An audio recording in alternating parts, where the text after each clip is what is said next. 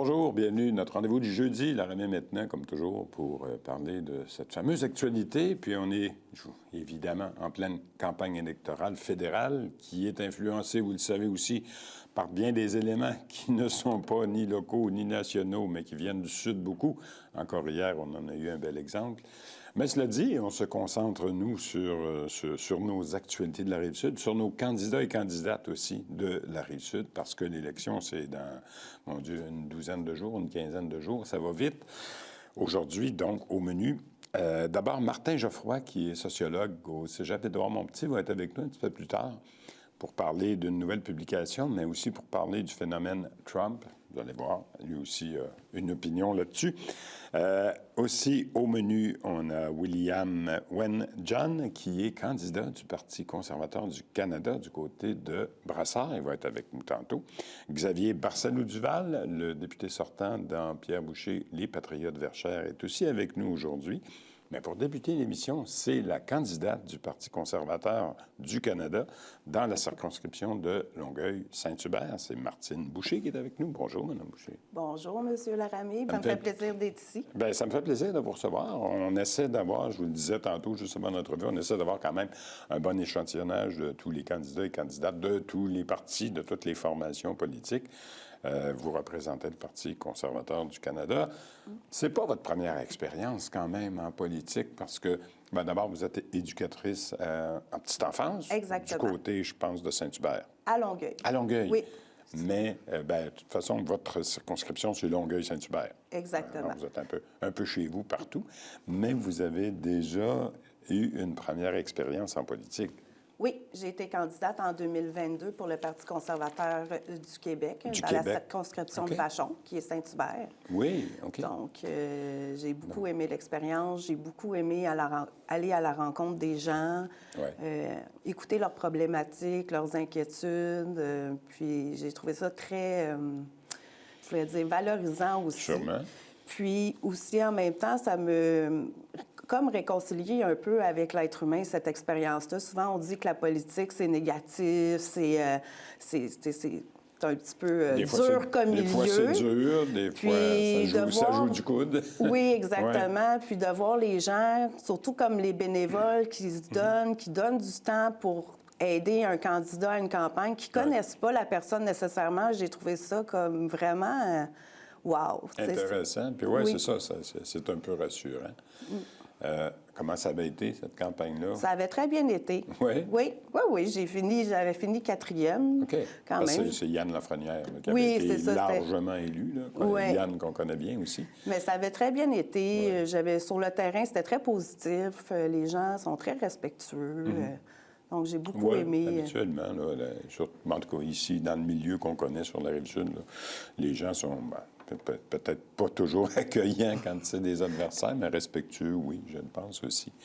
Vous avez parlé d'une équipe, vous avez parlé de bénévoles qui vous ont aidé dans votre campagne en 2022. Est-ce que cette équipe-là vous a suivi du côté du Parti conservateur du Canada? Quelques-uns m'ont suivi. Il y en a qui sont venus poser des pancartes ici et là. Il y en a quelques-uns, effectivement, qui m'ont suivi pour cette campagne-ci. Parce que c'est sûr que je pense, sans me tromper, que le Parti conservateur, les fondements ici, le Longueuil-Saint-Hubert, que ce soit au niveau provincial ou fédéral, ça se bouscule pas au tourniquet nécessairement. Il n'y a pas d'exécutif, il n'y a pas un membership terrible. Mais, au Canada, vous parlez, ou du Québec? Deux, là, le Parti conservateur. Il y avait quand même, dans Vachon, un gros membership. Ah oui? Oui, quand même. Il était assez actif, l'association était assez active, peut-être un petit peu moins au Canada, mais aussi, vu que l'élection était comme déclenchée un peu de dernière minute, c'était plus difficile un peu de rassembler les troupes, mais là, les gens sont au rendez-vous. Oui, vous avez une bonne équipe? Oui. Puis là, vous faites du porte-à-porte à la fois Longueuil et Saint-Hubert? Oui, porte-à-porte, pose de pancarte. Moi, j'ai tout fait. J'ai posé mes pancartes. C'est ça qu'il faut. Je suis une fille de terrain. Comme je dis, j'aime ça aller voir les gens, être là, puis appuyer mes bénévoles aussi, c'est important. C'est un travail d'équipe. C'est sûr. En fait. Qu'est-ce qu'ils vous disent, les gens, aux portes, justement, parce que vous le voyez aussi? Il y a beaucoup qui ont des inquiétudes. Il y en a qui sont tannés du gouvernement qui est en place, effectivement, des politiques de Trudeau. Aussi, comme je dis, ils veulent un changement aussi. Ils sont tannés d'être serrés à la gorge, prise à la gorge. Il y a beaucoup de gens, comme des jeunes aussi, l'accessibilité à la propriété est très difficile. Au logement, c'est ça. Acheter une maison aussi, c'est devenu quasi impossible. Ben oui. Puis je trouve ça triste aujourd'hui de voir qu'il y a des jeunes, un jeune couple dans la vingtaine qui ont deux bons travail, deux bons revenus, puis ils sont incapables de juste ramasser les fonds pour se ramasser un petit peu d'argent. Donc, c'est des choses qui me préoccupent beaucoup. Qui préoccupent beaucoup. Puis qui préoccupent beaucoup les gens aussi. Oui, c'est sûr. On l'entend, mais ce qu'on entend aussi beaucoup dans cette campagne-là, puis vous devez vous en faire parler aussi, c'est vraiment le phénomène de confrontation avec les États-Unis, avec Trump. Là. C'est un peu fou et ça vient doper, si on peut dire, la campagne électorale actuelle. Oui, effectivement. Ça a pris beaucoup de place et beaucoup d'ampleur. Là. Je pense que ça commence un petit peu à s'atténuer, un petit peu, puis de revenir à nos enjeux vraiment canadiens. Dans le fond, je pense que c'est important aussi de revenir à ça aussi.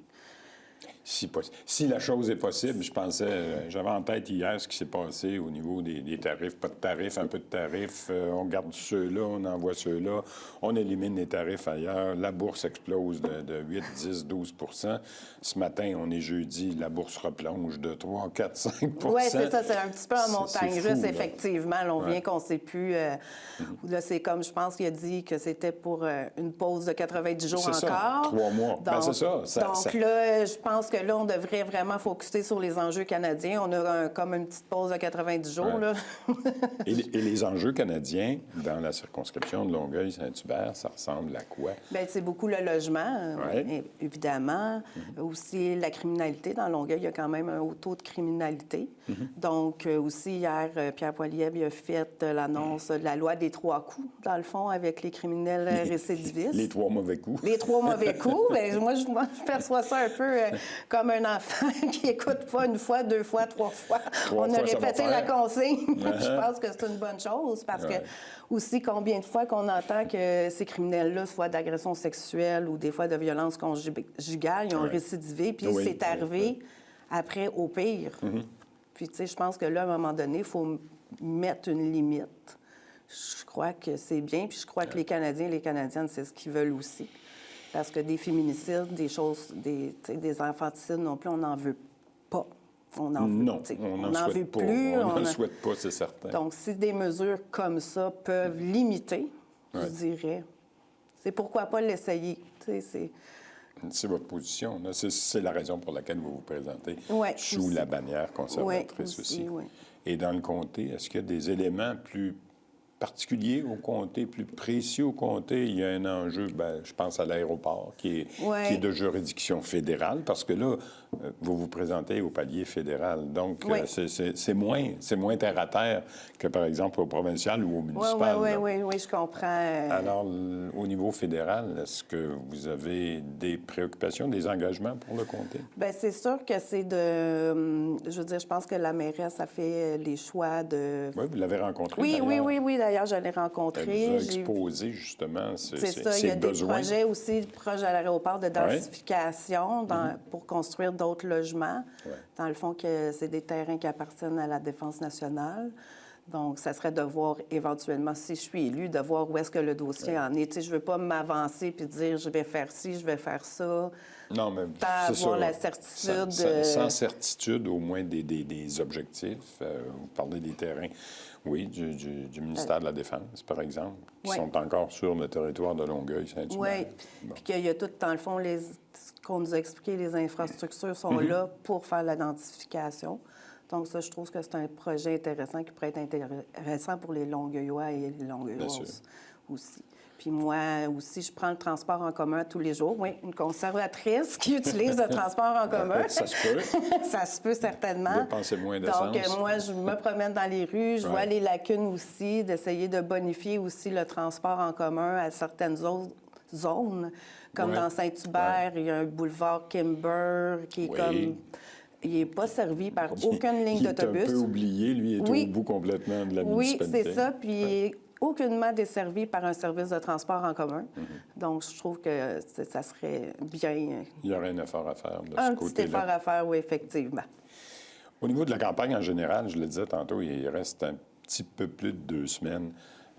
Vous avez vu aussi comment les sondages évaluent la situation actuellement. Le Parti libéral semble en avance. On regarde les sondages, que ce soit Québec 125 ou Canada 338, les sites là, qui font l'agrégation des différents sondages. Le Parti libéral a une avance, selon ces sondages-là, assez confortable, même si eux non plus, tantôt on parlait de vos équipes sur le terrain, là, que ça s'est fait un peu peut-être plus dernière minute parce que les élections ont été déclenchées. C'est un peu la même chose pour bien des candidats du Parti libéral, même sur la Rive-Sud. Oh, oui.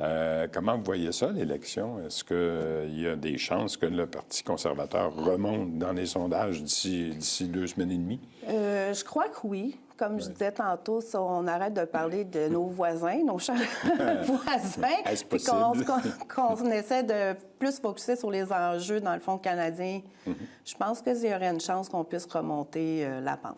Oui, je suis très confiante. Et dans la circonscription de Longueuil-Saint-Hubert, parce que je pense que la dernière fois, le Parti conservateur du Canada était aussi 4e ou 5e là, dans les sondages. Pas dans les sondages, mais dans le résultat concret là, de la circonscription. Oui. Avez-vous l'intention d'améliorer la position? Bien, certainement. C'est ça, je fais du travail de terrain, porte à porte, aller voir une personne à la fois le plus possible, donc pour essayer de les connaître, de me faire connaître aussi. Puis, oui, on va un vote à la fois. Est-ce qu'on a des chances de voir votre chef dans le coin de la Rive-Sud? On ne l'a pas vu beaucoup, Pierre Poilievre. Non, j'ai aucune idée. Non, je ne connaissais pas son agenda. Bien, je pense qu'il est assez occupé. Je vois qu'il se promène beaucoup. Oui, c'est ça. Il se promène partout. Mais je ne suis pas certaine qu'il va venir sur la Rive-Sud de Montréal.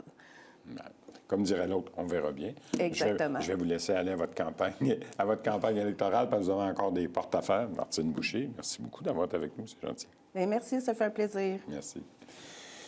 On s'en va à la pause. Au retour, c'est Xavier Barcellou-Duval, le député sortant dans Pierre Boucher des Patriotes Verchères, qui est avec nous. À tout de suite.